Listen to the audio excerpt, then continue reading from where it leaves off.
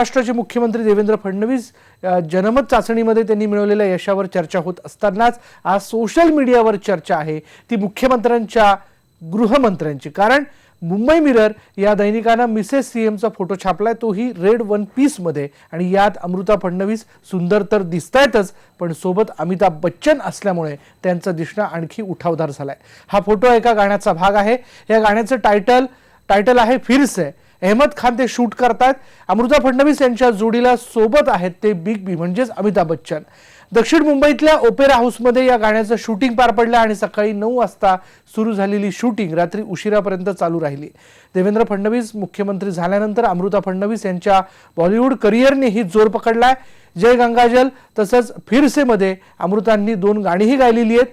आता तर त्या बिग बी सोबत स्क्रीन शेअर करतायत।